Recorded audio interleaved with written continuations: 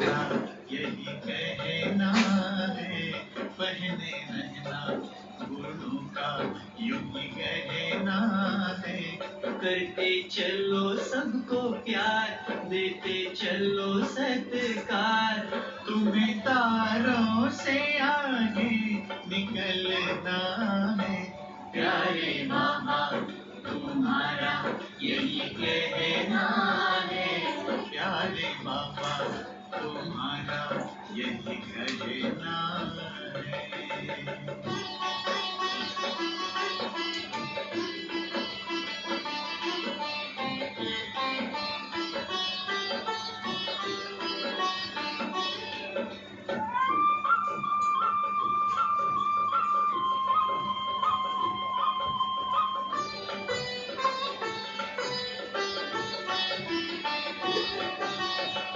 गगन से ऊंचे रखो विचार, धरती जैसा धैर्य अपार, नैनों में रूहानी प्यार, नैनों में रूहानी प्यार। बेहद में रहना, नाहद में ठहरना, सदा नदिया सा बहती रहना है। प्यारे मामा तुम्हारा यही कहना है, प्यारे मामा तुम्हारा यही कहना है।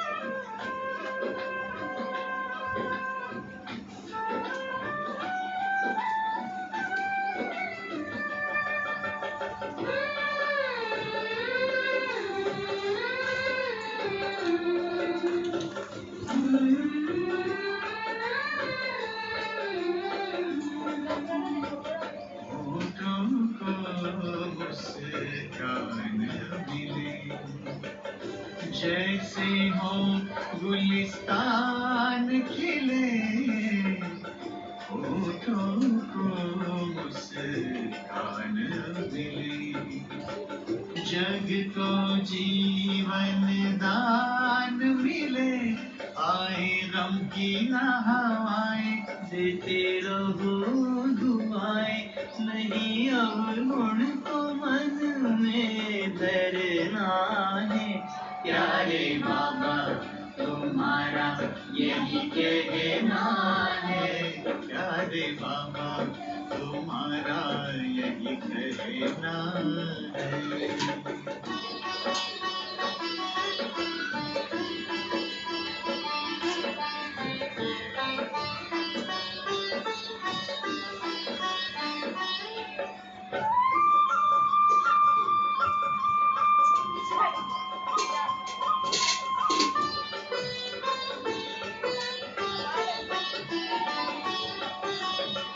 कथनी करनी एक बने, कर्म तुम्हारे नेक बने, देख के और अनेक बने, देख के और अनेक बने।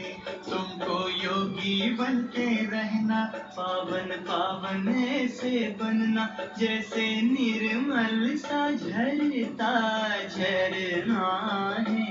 प्यारे बाबा तुम्हारा यही कहना है, पहले रहना गुणों का यूं ही कहना है। करते चलो सबको प्यार, देते चलो सत्कार, तुम्हें तारों से आगे निकलना है। प्यारे बाबा तुम्हारा यही कहना है, प्यारे बाबा तुम्हारा यही कहना है।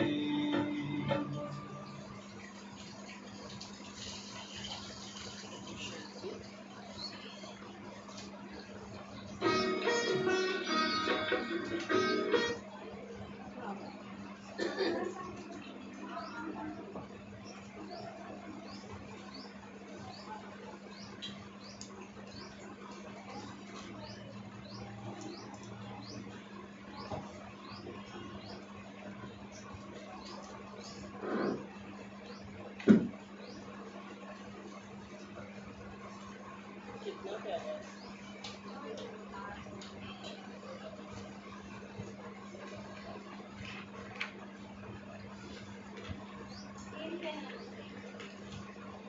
शांति।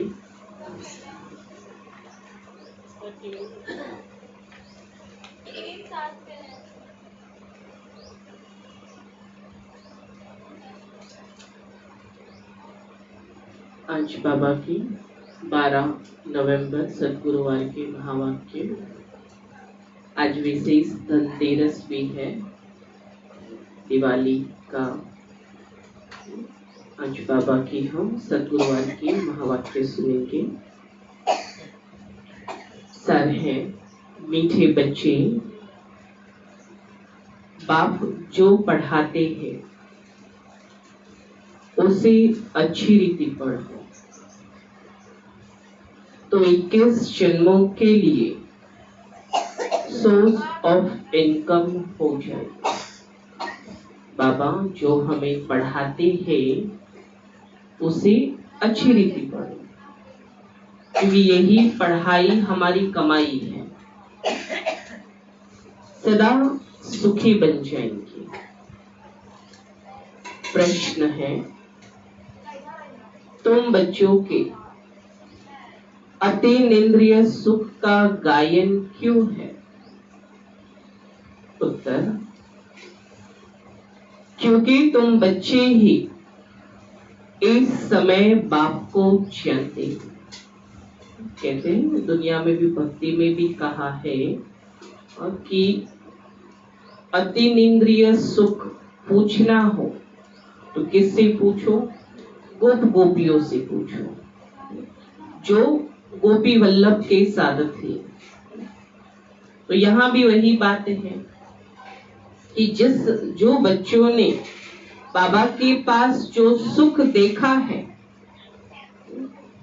तो इसलिए बाबा कहते बच्चे, क्योंकि तुम बच्चे ही इस समय बाप को जानते हो। सारी दुनिया तो बाप को, जो सुख हमें मिल रहा है वह सुख दुनिया में नहीं पता है, क्योंकि वो जानते नहीं है। तुमने ही बाप द्वारा सृष्टि के आदि मध्य अंत को जाना है। तुम अभी संगम पर बेहद में खड़े हो। अभी हम कहाँ करके खड़े हैं? संगम पर, और बेहद की दुनिया पर खड़े हैं। जानते हो, अभी हम इस खारी चैनल से, ये भी जिस समय हम हैं, बाबा कहते ये खारी चैनल इस समुद्र पे है ना हमारी धरती। हम कहाँ रह रहे? समुद्रों के बीच में, माना खारी जमीन पर रह रहे हैं। फिर से बाबा कहते, जानते हो अभी हम इस खारी चैनल से अमृत के मीठे चैनल में जा रहे हैं। विशेष सागर से क्षीर सागर में जा रहे हैं, मीठे जल में जा रहे हैं, नई दुनिया में जा रहे हैं। हमें स्वयं भगवान पढ़ा रहे हैं। ऐसी खुशी ब्राह्मणों को भी रहती है। इसलिए अतीन्द्रिय सुख तुम्हारा ही गाया हुआ है, क्योंकि जो सुख हमने पाया है ना, बाबा का गीत भी है, जो हमने प्यार पाया वो दुनिया पा न सके। क्योंकि भगवान हमें यहाँ अपने बच्चों के पास क्या करने आया है? स्नेह करने आया है, प्यार करने आया है। इसलिए बाबा ने संडे की मुरली में भी क्या कहा? स्नेह सब चीज का फाउंडेशन है, ज्ञान है। लेकिन हमारे पास हमने पेड़ लगा दिया, ज्ञान का पेड़ लगा दिया, और यदि हम उस पेड़ में जल ही न डालें तो वो पेड़ फलीभूत होगा क्या? होगा? बिना जल के पेड़ बढ़ेगा? पानी भी डाल दो, स्नेह न करो तो भी वो नहीं बढ़ेगा। क्योंकि इस जीवन में हर एक को प्यार चाहिए, स्नेह चाहिए।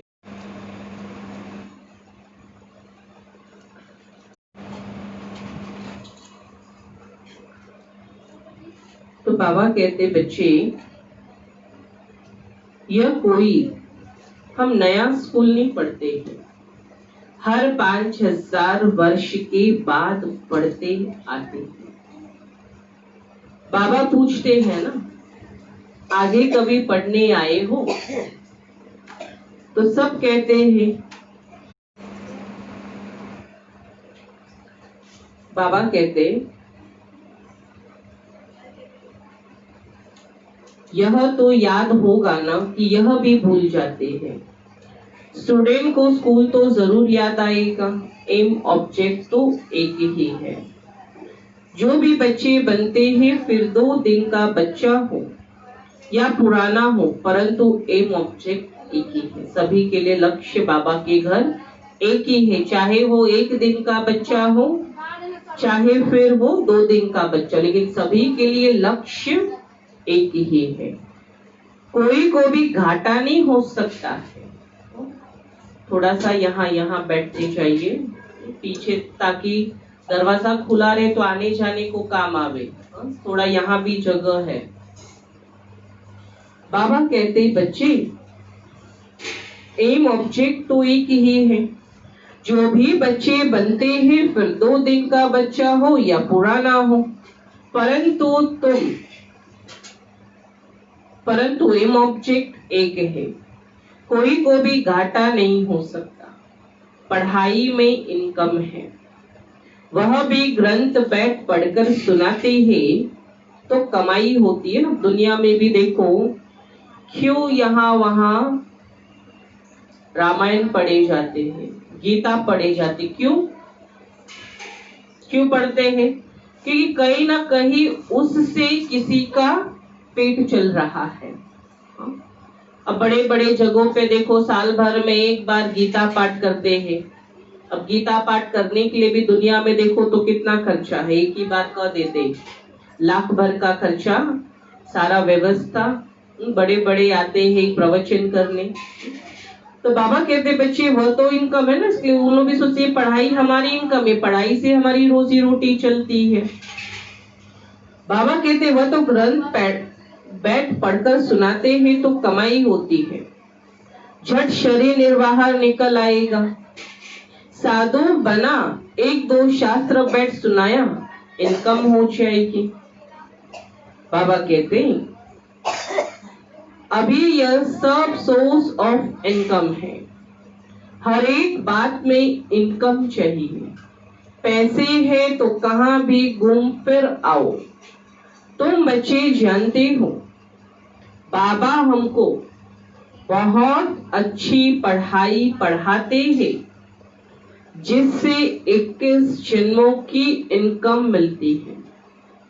यह इनकम ऐसी है जो हम सदा सुखी बन जाएंगे, कभी बीमार नहीं होंगे, सदा अमर रहेंगी। युग है।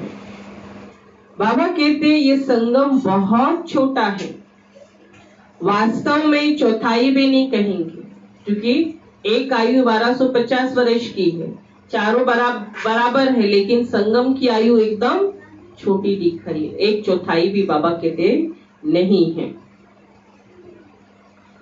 बाबा कहते हैं वास्तव में चौथाई भी नहीं कहेंगे, परसेंटेज लगा सकते हैं। सो भी आगे चल बाप बतलाते रहेंगे, कुछ तो बाप के बतलाने की भी नूंद है ना। तुम सभी आत्माओं में पाठ की नूंद है जो रिपीट हो रही है। ये हर आत्मा के अंदर पाठ भरा हुआ है, वो फिर रिपीट होता है। तुम जो सीखते हो वो भी रिपीटेशन है ना, जो सीखते हैं वो फिर रिपीट होता है। रिपीटेशन के राज का तुम बच्चों को मालूम हुआ है। कदम कदम पर पाठ बदलता जा रहा है, 1 सेकेंड मिले न दूसरे से, जो मिसल टिक टिक चलती रहती है। टिक हुई, सेकेंड पास हुआ, अभी तुम बेहद में खड़े हो। दूसरा कोई भी मनुष्य मात्र बेहद में नहीं खड़ा, क्योंकि हम कहाँ खड़े हैं? बेहद में खड़े हैं। बाबा कहते कोई को भी बेहद की अर्थात आदि मध्य अंत की नॉलेज नहीं है। अभी तुमको फ्यूचर का भी मालूम है। हम नई दुनिया में जा रहे हैं। बाबा कहते यह है संगम युग जिसको क्रॉस करना है। नई दुनिया में जाने के लिए किसको क्रॉस करना है? बीच की दुनिया कौन सी? संगम युग की दुनिया है, उसे क्रॉस करना है। बाबा कहते खारी खारी चैनल है ना, यह मीठी मीठी अमृत की चैनल है, वह है विष की। अभी तुम विष के सागर से क्षीर सागर में जाते हो, माना मीठे जल में जाते हो। यह है बेहद की बात। अब दुनिया में इन बातों का कुछ भी पता नहीं है। बाबा कहते नई बात है ना। अब कौन सा खारा पानी, कौन सा खारा चैनल, कौन सा मीठा पानी, दुनिया में तो ये सब पता ही नहीं है। अब पुरानी दुनिया से हमें नई दुनिया में जाना है। बाबा कहते बच्चे यह भी तुम जानते हो भगवान किसको कहा जाता, वह क्या पाठ बजाते हैं, टॉपिक भी बताते हो ना। आओ तो परम पिता परमात्मा की बायोग्राफी तुमको समझाई। यूं तो बच्चों की बायोग्राफी सुनाते कॉमन बात है, लेकिन यहाँ हम किसकी बायोग्राफी, किसकी जीवन कहानी सुनाते? भगवान की, कि भगवान कौन है। बाबा कहते ही यह तो फिर बापों का बाप है ना। तुम्हारे में भी नंबरवार पुरुषार्थ अनुसार जानते ही। अब तुमको यथार्थ रीति बाप का परिचय देना है। तुमको भी बाप ने दिया है तब तो समझाते हो, और तो कोई बेहद के बाप को जान न सके। तुम भी संगम पर ही जानते हो। मनुष्य मात्र देवता हो व शूद्र हो, पुण्य आत्मा हो पापात्मा हो, कोई भी नहीं जानते। सिर्फ तुम ब्राह्मण जो संगम युग पर हो, तुम ही जान रहे हो। तो तुम बच्चों को कितनी खुशी होनी चाहिए। तब तो गायन भी है ना। अति निंद्रिय सुख पूछना हो तो किससे पूछो? गोपियों से पूछो। बाबा बाप भी है, टीचर भी है, सतगुरु भी है। सुप्रीम अक्षर तो जरूर डालना ना, क्योंकि वो ऊंचे थे ऊंचा है। वो हमारा बाप भी है, टीचर भी है, गुरु भी है। बाबा कहते कभी कभी बच्चे भूल जाते हैं ये तीनों संबंध ना, कभी कभी भूल जाते। जैसे ब्रह्मा बाबा भी उस दिन ही बोल रहे थे कि मैं भी बाबा को भूल जाता हूँ, याद करता हूँ लेकिन मैं भी बार बार भूल जाता हूँ। ऐसे हम भी बाबा हमारे तीनों संबंध में है तो हम उसे भूल जाते हैं बार बार। बाबा कहते यह सब बातें बच्चों की बुद्धि में रहनी चाहिए। शिव बाबा की महिमा में यह अक्षर जरूर डालने हैं। सिवाय तुम्हारे और तो कोई जानते नहीं है। तुम समझा सकते हो तो गोया तुम्हारी विजय हुई ना। तुम जानते हो बेहद का बाप सर्व का शिक्षक है, स्वर्ग का सदगति दाता है, बेहद का सुख, बेहद का ज्ञान देने वाला। क्योंकि बाबा हमें यहाँ कोई हद का ज्ञान नहीं देते। कौन सा ज्ञान देते? बेहद का।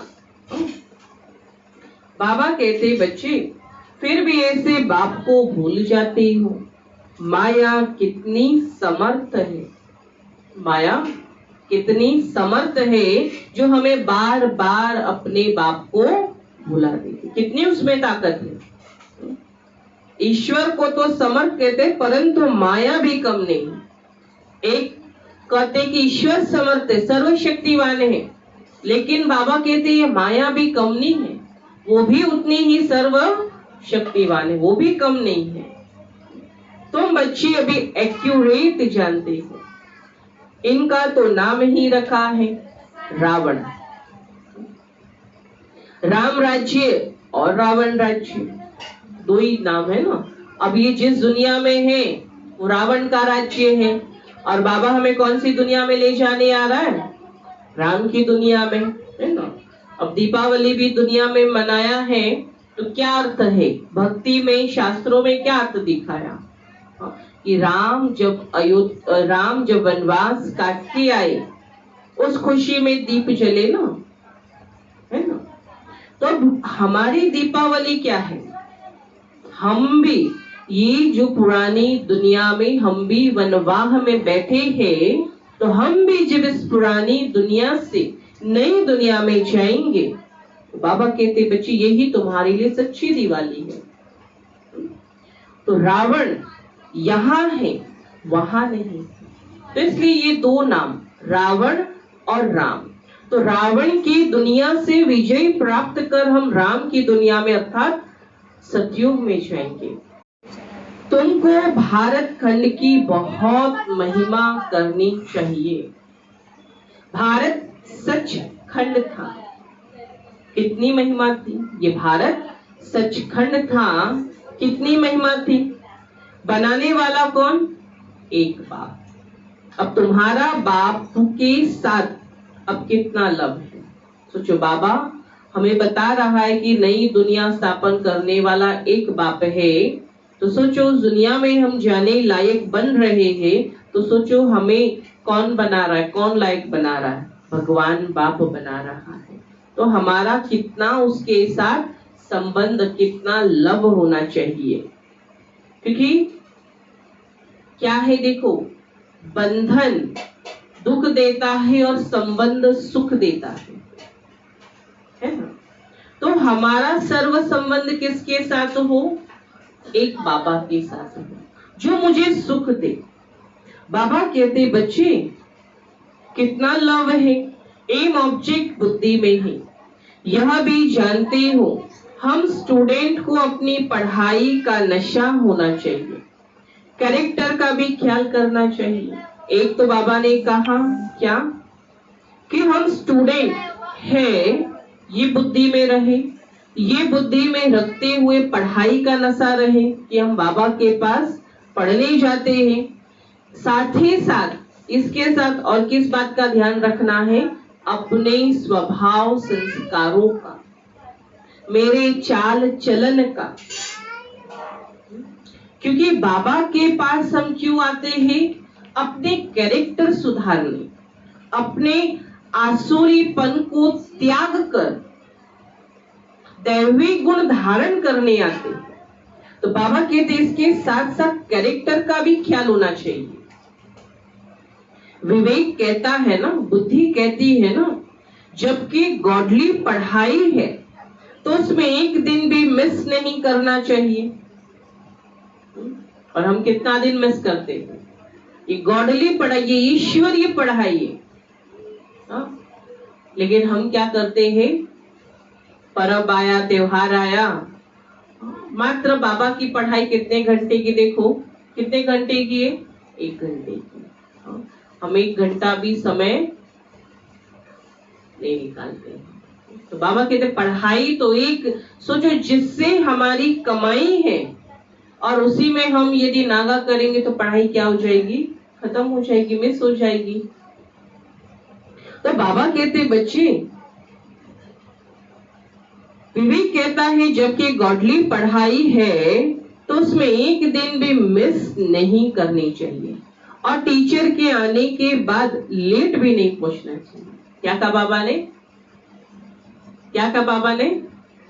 एक तो पढ़ाई मिस नहीं करनी चाहिए, और दूसरी बात बाबा ने क्या कही? कि टीचर के पहुंचने के बाद लेट नहीं पहुंचना चाहिए। टीचर बस लेट आए चलेगा, लेकिन स्टूडेंट को हमेशा टीचर के पहले। बाबा कहते बच्चे टीचर के बाद आना यह भी इंसल्ट है ना। टीचर आ गए, स्टूडेंट बाद में आए, तो देखो कैसे लगता है ना कि टीचर पहुंच गया और हम बच्चे ही ना पहुंचे। बाबा कहते बच्चे ये इंसल्ट हो जाती है। स्कूल में भी पिछाड़ी में आते हैं तो उनको टीचर बाहर में खड़ा कर देते हैं, और स्कूल में दिखाते ना, करते भी है, जो पीछे से आते उनको बाहर खड़ा कर देते हैं, पनिशमेंट करते हैं। तो टीचर के बाद आना, बाबा कहते हैं बाबा अपने छोटेपन का मिसाल भी बताते हैं ना। कौन बाबा? ब्रह्मा बाबा अपने छोटेपन का मिसाल बताते हैं। हमारा टीचर तो बहुत सख्त था, मतलब बहुत कड़ा था, अंदर आने नहीं देता था। यहाँ तो बहुत है जो देरी से आते हैं। देखो आज बाबा सभी को पकड़ रहा है। यहाँ तो बहुत है जो देरी से आते हैं। सर्विस करने वाला सपूत बच्चा जरूर बाप को प्यारा लगता है। सेवा करने वाला भगवान का बच्चा बाप को जरूर प्यारा लगता है। अभी तुम समझते हो आदि सनातन देवी देवता धर्म यह था न। इनका धर्म कब स्थापन हुआ जरा भी किसी की बुद्धि में नहीं है। ये देवी देवता धर्म ये कब स्थापन हुआ यह किसी की भी बुद्धि में नहीं है। तुम्हारी बुद्धि में भी घड़ी घड़ी खिसक जाता है, हम भी बार बार भूल जाते हैं। ये सनातन धर्म कब स्थापन हुआ। तुम अभी देवी देवता बनने के लिए पुरुषार्थ कर रहे हो। कौन पढ़ा रहा है? देवी देवता बनाने के लिए कौन पढ़ा रहा है? तो खुद परम पिता परमात्मा पढ़ा रहे हैं। तुम समझते हो हमारा यह ब्राह्मण कुल है। कौन सा कुल है? ब्राह्मण कुल। और ब्राह्मण कुल है जो सबसे ऊंचा कुल है। डिनाइस्टी नहीं होती है, ब्राह्मणों का राज्य नहीं होता है, राज्य होता है देवी देवताओं का। कि बाबा ने कहा ना कई बार कि ब्राह्मणों की कोई माला नहीं बनती। क्यों? क्योंकि ब्राह्मणों की माला टूटेगी जुड़ेगी, टूटेगी जुड़ेगी, शोभा देगा। फूलों की माला देखो लड़ी तोड़ तोड़ के बीच में जोड़ते जाओ तो शोभा हट जाती है। इसलिए बाबा कहते ब्राह्मणों की कोई माला नहीं, क्योंकि आज भगवान के बच्चे बने कल भगवान का हाथ छोड़ जाएंगे तो फिर माला निकालना पड़ेगा, है ना। इसलिए बाबा कहते ब्राह्मणों की कोई डिनाइस्टी नहीं होती है। बाबा कहते बच्चे, बाबा कहते हैं तुम समझते हो हमारा ये ब्राह्मण कुल है, डिनाइस्टी नहीं होती, यह है सर्वोत्तम ब्राह्मण कुल। बाप भी सर्वोत्तम है ना। ऊंचे ते ऊंचे है तो जरूर उनकी आमदनी भी ऊंची होगी। बाबा कहते इनको ही श्री श्री कहते हैं, अब तुमको भी श्रेष्ठ बनाते हैं। बाबा कहते तुमको भी श्रेष्ठ बनाते, तुम बच्चे ही जानते हो कि हमको श्रेष्ठ बनाने वाला कौन है। ये हम बच्चे ही जानते हैं और कुछ भी नहीं समझते। तुम कहेंगे हमारा बाप भी है, टीचर भी है, सत्य गुरु भी है, पढ़ा रहे हैं। हम आत्माएं हैं, हम आत्माओं को बाप ने स्मृति दिलाई है। तुम हमारी संतान। बाबा ने क्या स्मृति दिलाई हमें कि बच्चे मैं तुम्हारा पिता हूँ, तुम मेरी संतान हो। ये बाबा ने स्मृति दिलाई है। बाबा कहते बच्चे ब्रदरहुड है ना, भाई भाई है। बाप को याद भी करते हैं, समझते हैं वह निराकारी बाप है तो जरूर आत्मा को भी निराकार ही कहेंगे। इसलिए कहा ना कि आत्मा आत्मा भाई भाई, इसलिए ब्रदरहुड कहा। बाबा कहते हैं आत्मा ही एक शरीर छोड़ दूसरा लेती है, फिर पाठ बजाती है। मनुष्य फिर आत्मा के बदले अपने को शरीर समझ लेते हैं। मैं आत्मा हूं यह भूल जाते हैं। मैं कभी भूलता नहीं हूं। बाबा कहते हम तो बार बार भूल जाते हैं ना, मैं आत्मा हूं कितना याद करेंगे। बाबा कहते तुम आत्माएं सभी हो शालीग्राम, मैं हूं परम पिता माना परमात्मा। उनके ऊपर कोई दूसरा नाम नहीं है। उस परमात्मा का नाम है शिव। और हम सब कौन हैं? छोटे छोटे उसके साथ पूजने वाले शालीग्राम हैं। तो शिव की अकेली पूजा नहीं होती, उसके साथ कितने सारे शालीग्राम पत्थर होते छोटे छोटे। तो उस शिव, तो हम भी तो शिववंशी है ना, शिव के साथ हम बच्चों की भी पूजा होती है। बाबा कहते बच्चे शिव की पूजा करते हैं तो शालिग्राम की भी साथ में करते हैं ना। तब बाबा ने समझाया था कि तुम्हारी आत्मा और शरीर दोनों ही पूजा होती है। आत्मा की भी पूजा शरीर के साथ होती है। अब हमारी तो सिर्फ आत्मा की होती है ना, शरीर तो है नहीं। शिव बाबा का तो शरीर है नहीं, उसकी तो केवल आत्मा की पूजा। लेकिन देव आत्माओं की पूजा तो दोनों होती है, शरीर की भी पूजा होती है, उसकी आत्मा की भी पूजा होती है। अब बाबा कहते तो मेरे को तो शरीर है नहीं, तुम कितना ऊंच बनते हो। बाबा को तो खुशी होती है ना। बाबा गरीब होता है, बाप गरीब होता है, बच्चे पढ़कर कितना चढ़ जाते हैं, क्या से क्या बन जाते। बाप भी जानते हैं तुम कितने ऊंचे थे, अब कितने आर्फन बन गए। तुम कितने ऊंचे थे और फिर क्या बन गए, आर्फन बन गए। बाप को ही नहीं जानते। अभी तुम बाप के बने हो तो सारे विश्व के मालिक बन जाते हैं। बाप कहते मुझे कहते ही हो हेविनली गॉडफादर, स्वर्ग की स्थापना करने वाला। तो कौन है स्वर्ग की स्थापना कर, हेविनली, स्वर्ग रचने वाला एक परमात्मा है जो हमारे लिए स्थापना कर रहा है। यह भी तुम जानते हो अभी स्वर्ग की स्थापना हो रही है। वहां क्या क्या होगा यह सिवाय तुम्हारे और कोई की बुद्धि में नहीं है। तुम्हारी बुद्धि में है कि हम विश्व के मालिक थे, अब बन रहे हैं। प्रजा भी ऐसे कहेंगे ना कि हम मालिक ही। यह बातें तुम बच्चों की ही बुद्धि में है तो खुशी रहनी चाहिए। यह बातें सुनकर फिर दूसरों को भी सुनानी है। इसलिए सेंटर व म्यूजियम खोलते रहते हैं। जो कल्प पहले हुआ था वही होता रहेगा। म्यूजियम, सेंटर्स आदि के लिए तुमको बहुत ऑफर करेंगे, फिर बहुत निकल पड़ेंगे। बहुत ऐसे हैं जो बाबा कहते एक समय आपको ऑफर करेंगे कि हम आपको जमीन देते हैं, आप अपना सेंटर खोलिए। बाबा कहते हैं सबकी हड्डियां तो नर्म हो जाती है ना। जब ज्ञान की धारणा जब होती है तो ज्ञान की धारणा के बाद जैसे कहते हैं ना कि जैसे ही दवा मुख में डालो तो सारी बीमारियां अपने आप ठीक होने लगती है। थोड़े टाइम पहले दर्द दे रहा था, लेकिन जैसे टैबलेट खाया थोड़ा ठीक लगने लगा। उसी प्रकार ज्ञान भी जब बुद्धि रूपी बर्तन में जब पात्र में बैठ जाता है तब दिल की भावना भी बदल जाती है। हाँ,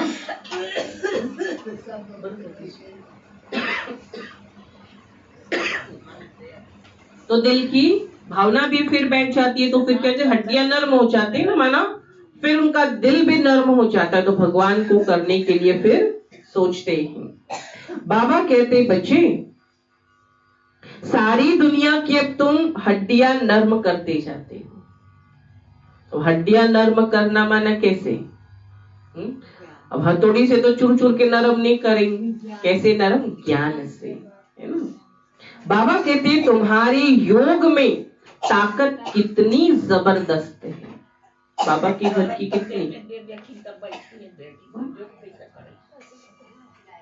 कितनी बाबा कहते योग में ताकत है।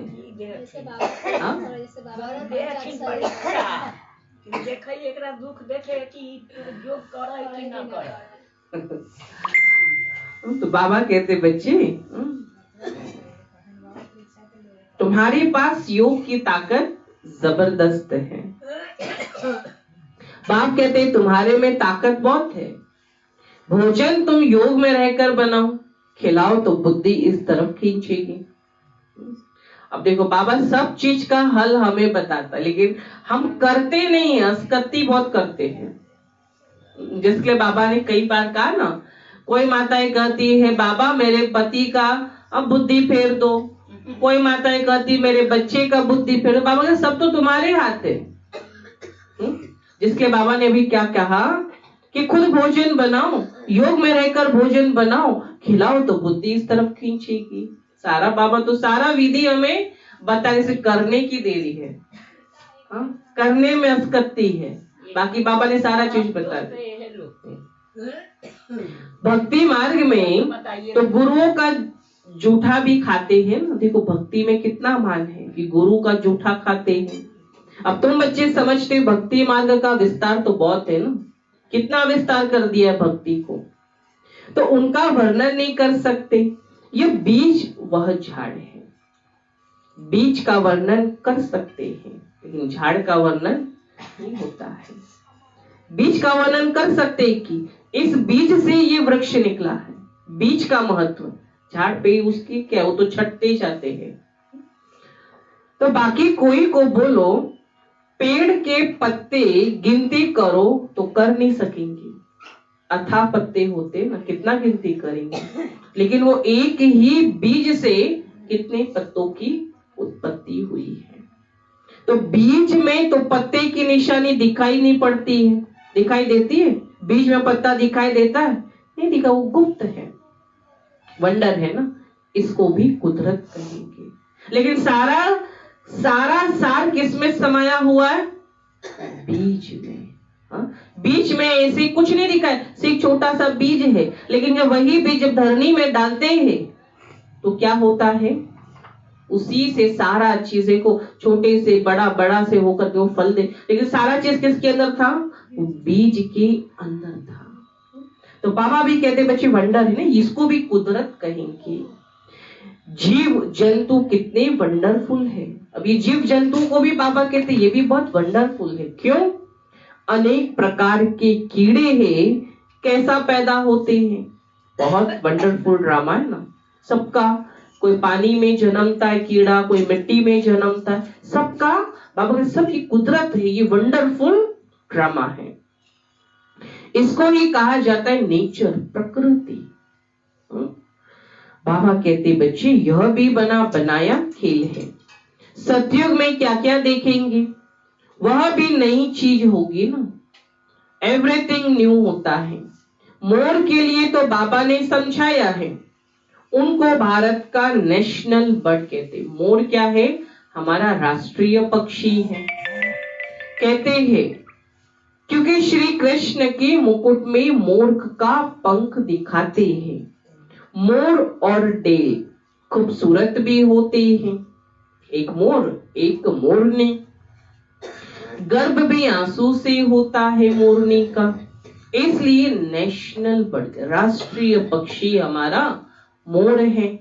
ऐसे खूबसूरत पक्षी विलायत की तरफ भी, अब ऐसे खूबसूरत पक्षी विलायत की तरफ भी अब तुम बच्चों को सारे सृष्टि के आदि मध्य अंत का राज समझाया है, जो और कोई नहीं जानते। बोलो हम आपको परम पिता परमात्मा की बायोग्राफी बताते हैं। रचता है तो जरूर उनकी रचना भी होगी ना। जब रचता है तो रचना जरूर है। उनकी हिस्ट्री ज्योग्राफी हम जानते हैं। ऊंचे ते ऊंचा बेहद का बाप का क्या पार्ट है यह हम जानते। दुनिया में भगवान के बारे में कहते हैं ना, दुनिया में भगवान को मानते तो सभी हैं, लेकिन उसमें से जानते कितने हैं, पहचानते कितने हैं? हाँ? वो तो जो देखेगा कहेगा सब भगवान ही है। तो बाबा भी कहते बच्चे यह तो ऊंचे ते ऊंचा बेहद के बाप का क्या पार्ट है, ये तो हम ही जानते हैं। अब दुनिया तो कुछ नहीं जानती है। ये बहुत छी दुनिया है। इस समय खूबसूरती में भी मुसीबत है। देखो बाबा क्या कहते हैं कि इस समय खूबसूरती में भी मुसीबत है। बच्चियों को देखो कैसे कैसे भगाते रहते हैं। तुम बच्चों को इस विकारी दुनिया से तो नफरत होनी चाहिए। यह छी दुनिया, छी शरीर है। हमको तो बाप को याद कर अपनी आत्मा को पवित्र बनाना है। हम सतो प्रधान थे तो सुखी थे, हम पावन थे तो सुखी थे। अब हम तमो प्रधान बने हैं, विकारी बन गए तो दुख भी भोग रहे हैं, तो ये पाप भी साथ में है ना। बाबा कहते बच्चे अभी तमो प्रधान बने हो तो दुख है, पर सतो प्रधान बनना है तुम चाहते हो।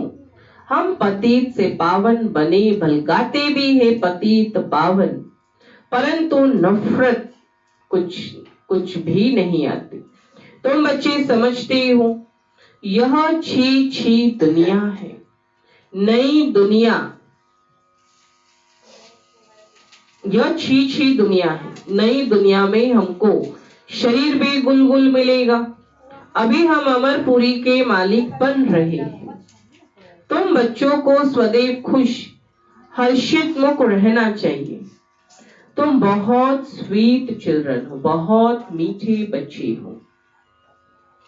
बाप हर 5000 वर्ष के बाद उन्हीं बच्चों से आकर मिलते हैं, तो जरूर खुशी होगी ना, हम फिर से आए हैं बच्चों से मिलने। अच्छा, मीठे मीठे सिकी लदे बच्चों प्रति माता पिता बाप दादा का याद प्यार और गुड मॉर्निंग। रूहानी बाप के रूहानी बच्चों को नमस्ते। हम रूहानी बच्चों की रूहानी बाप दादा को याद प्यार गुड मॉर्निंग और नमस्ते नमस्ते नमस्ते, सदा रहो हंसते, चलो बाबा के रास्ते, बने फूलों के गुलदस्ते। धारणा के लिए मुख्य सार, पहली पॉइंट, हम गॉडली स्टूडेंट हैं। ये बुद्धि में हमेशा याद रहे कि हम ईश्वरीय बच्चे हैं, इसलिए पढ़ाई का नशा भी रहे तो अपने कैरेक्टर पर भी ध्यान रहे। एक दिन भी पढ़ाई मिस नहीं करनी है। देर से क्लास में आकर टीचर की इंसल्ट नहीं करनी। दूसरा, इस विकारी छी छी दुनिया से नफरत करनी है। बाप की याद से अपनी आत्मा को पवित्र सतो प्रधान बनाने का पुरुषार्थ करना है। सदैव खुश हर्षित मुख रहना है। वरदान,